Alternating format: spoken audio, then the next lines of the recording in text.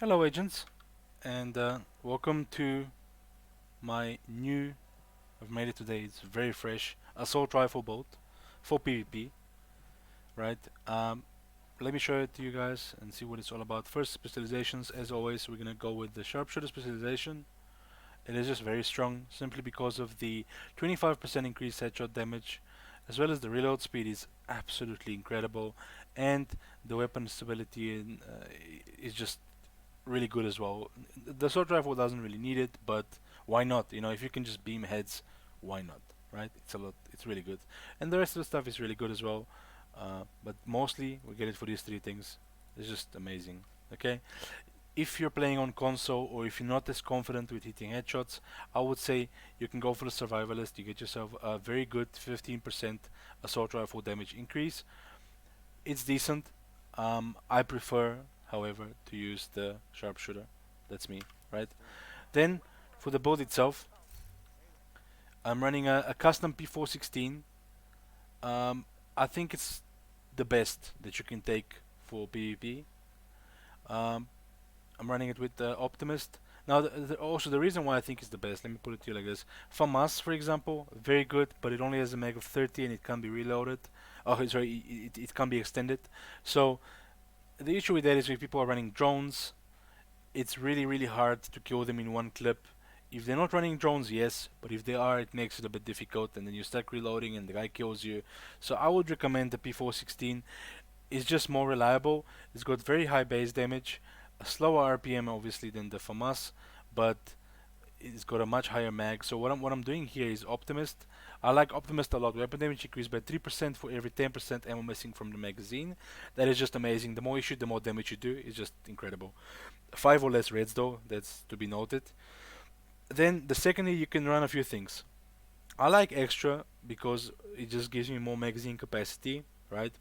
Now, the issue that you have is that, like with assault rifles, your ammo just runs out, and you just have to reload and you die.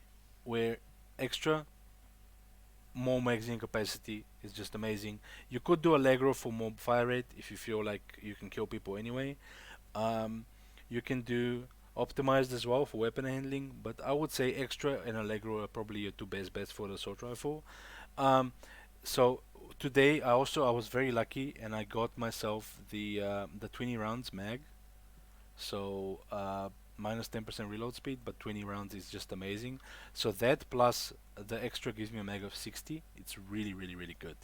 I'm using the Nemesis as my secondary, so you have to have a zoom in scope.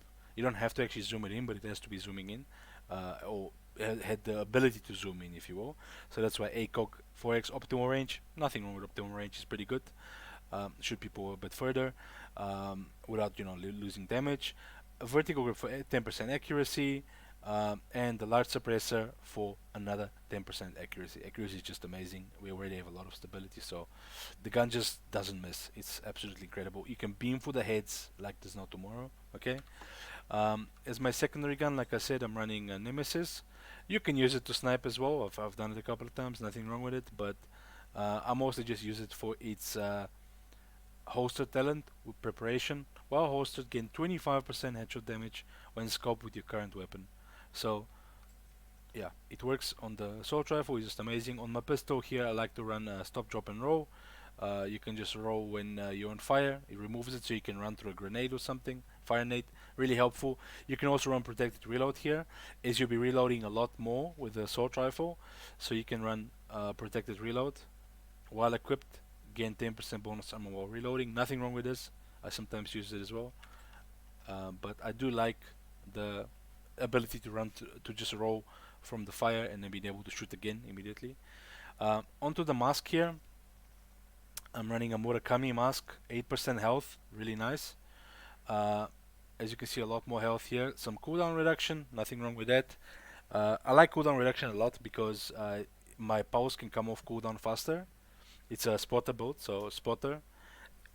It's like the new eat thing, guys. It's really good.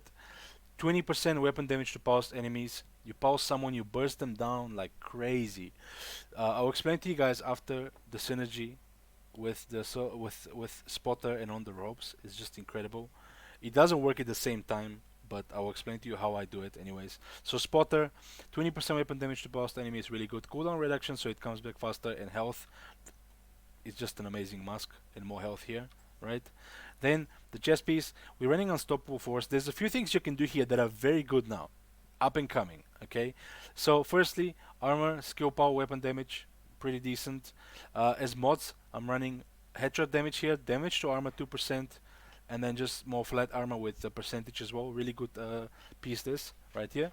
Um, Damage to armor 2%, that's obviously multiplicative, quite nice. Headshot damage, or it just helps to further increase the headshot damage because we try to beam for the head as much as we can, right? Um, so with regards to the unstoppable force, you can run unstoppable force. It got nerfed quite a bit. It's still decent, right? You can run unstoppable force. You can run, but that's with on the ropes, right? If you don't do on the ropes, however, you can run berserk. It requires 7 or more reds, so then you can't do optimist on your gun. But berserk is obviously very strong, right? So you can do berserk, or you can do unbreakable, but it requires 11 blues. Unbreakable also insanely strong, right?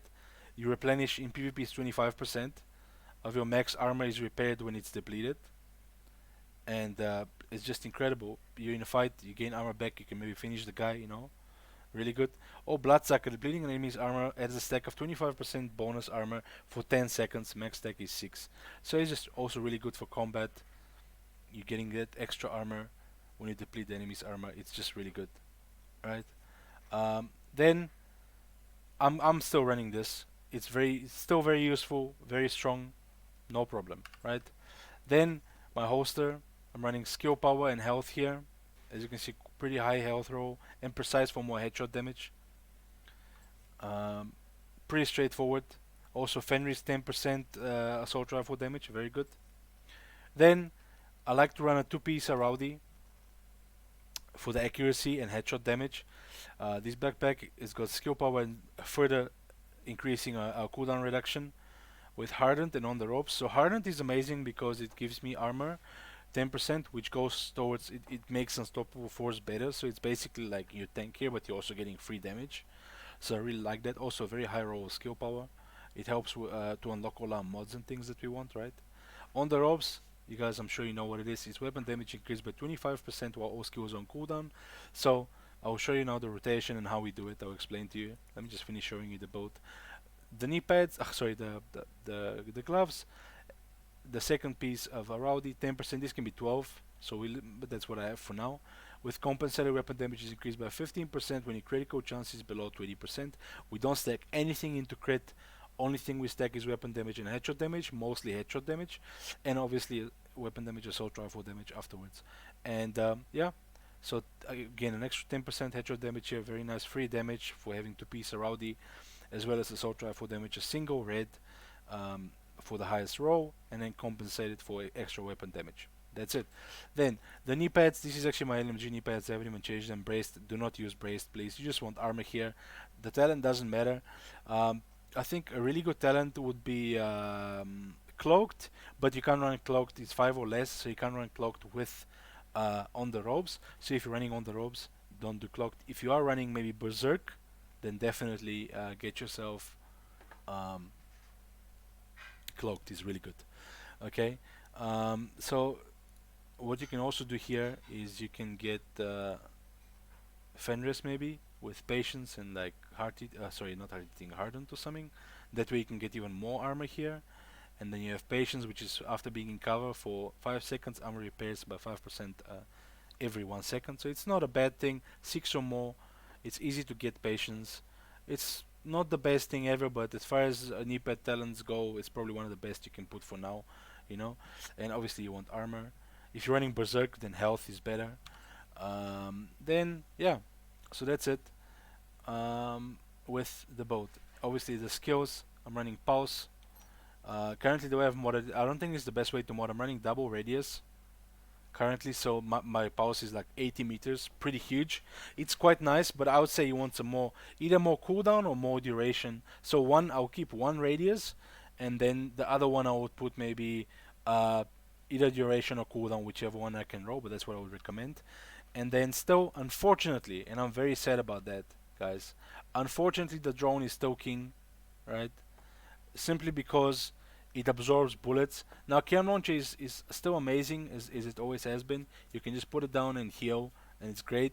But the Defender drone, it still absorbs a couple of bullets, and yeah, that's it.